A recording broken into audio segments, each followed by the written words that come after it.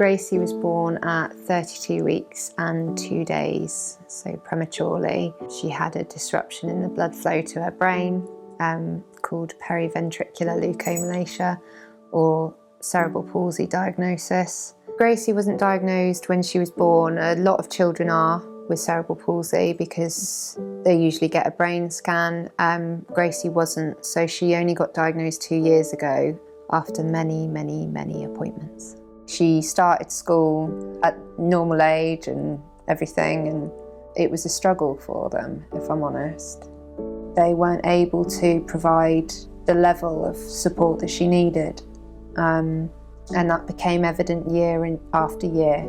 They put her into little separate groups for reading and writing and things, but they might do it one week and then the next week, if they had time, they'd do it, or they had the availability, they'd do it. And she got further and further behind, and the difference between her and her peers was so stark, being segregated from what everyone else was doing. And I hate using this word, but the normal thing that they were doing in class. She got sort of very despondent, and for a child that is very, very positive and very, very driven and very, very determined, she became the opposite.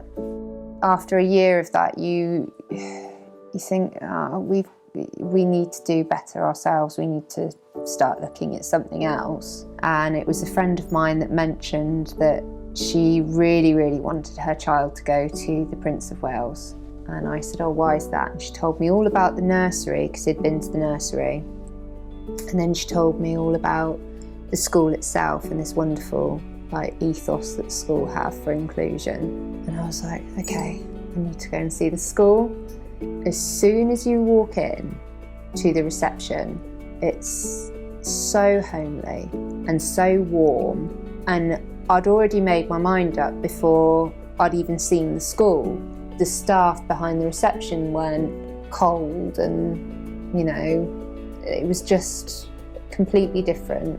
They showed me all the different facilities and explained everything that would be there for Gracie and the help that she would receive there. And I was like, okay, it's sign me up. She has come on leaps and bounds because of the way they treat children and they educate children to treat others. The headmaster, Mr. Spratlin, is outside that school every single morning, high-fiving the children, bringing positivity and making them feel good about going through the gates. And because they have that level of positivity, they carry that through the day with them. He is an active part of the school, and he actively encourages the children every day to do better. He just wants them to get the best out of every opportunity, and he gives them those opportunities, and he tells them that they can. Gracie comes home and she wants to read, and she wants to colour, and she wants to do things that will progress her further. And she lost that for a while, and that is fabulous. And she can read me an entire book now. She can read me an entire book. And she swam. She swam for the first time, ironically, when Mr. Spratlin took her swimming, not me. But I couldn't be happier. He said, you can do it. So she believed him. And what does that mean to you? Everything. There aren't any boundaries or borders at that school that they won't move.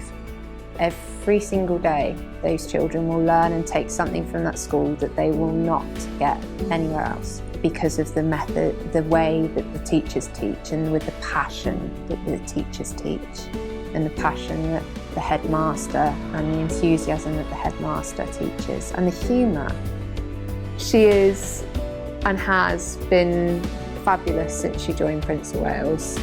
It really has made her herself. She's found herself there.